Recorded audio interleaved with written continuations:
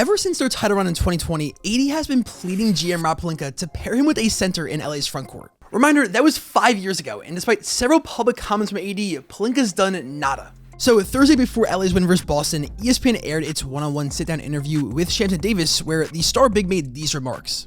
What more can be done with this roster? Are you satisfied with the roster? Do you feel like you guys need some more here? I think we need another big. I feel like I've always been at my best when I've been the 4.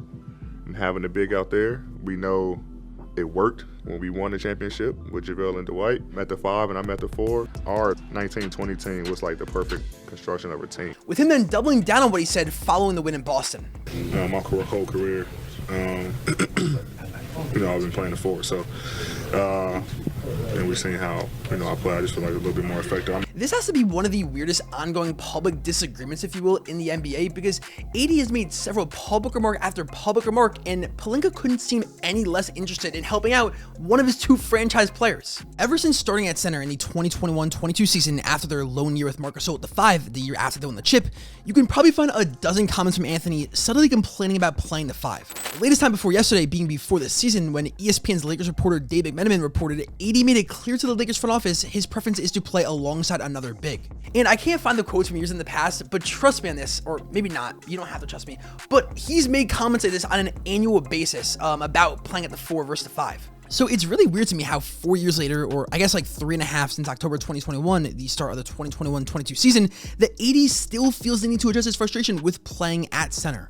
Like, you would think they've had conversations about this where Rob explains in detail X, Y, and Z of why they're not getting it big, and AD comes to an understanding of that, but it doesn't seem that way because AD's still complaining 4 years later. AD is seemingly talking to a brick wall. It's like, Rob, I want a center. Rob, can you hear me? I want a center, dude. Like, hello? Also, LeBron has somewhat shared his desire for LA to add another big. Remember this offseason, the 3 players he would take a pay cut for, according to ESPN, being Clay, obvious, James Harden, also another legend of this past era, and then Jonas Valanciunas. Now, Jonas is a good player, but I mean, I just find it weird that Bron, out of all the free agents from last summer, picks out 3 guys, and 2 of them are like Hall of Famers, guys he's competed with for the last decade, and then there's Jonas Valanciunas. And this is what I don't understand. Jonas, according to The Athletic, is only reported to have a trade value of 2 second-round picks. The Wizards, according to league sources, fear they might not even be able to get a first-round pick, so this would be the obvious move to make, right? I mean, unless Washington is just waiting it out and trying to extract as many possible assets from a potential buyer, that's probably actually what they're doing.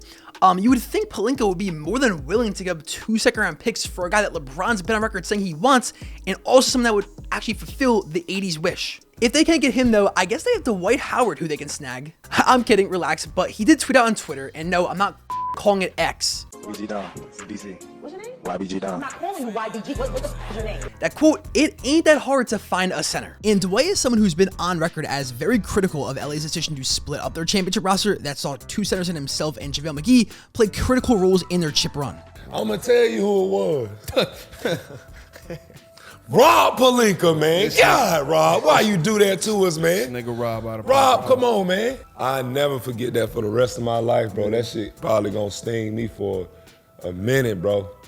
I swear, I felt like we could have won 3. So who knows if LA will add a center before the deadline. In Rob's defense, they still have 2 weeks to get a deal done, and as a result of negotiating leverage, deals typically don't get done until the very last possible second. But I still find it really weird that it's been 4 seasons of NBA basketball, 2021-22, 2022-23, the year they made the conference final, last year 23-24, and now this season. Because at this point, even if they do add Valanciunas, it's probably most likely too late for them to get back to being a championship contender. LeBron is obviously 40 now. I just think too much time has passed since that 2020 title squad.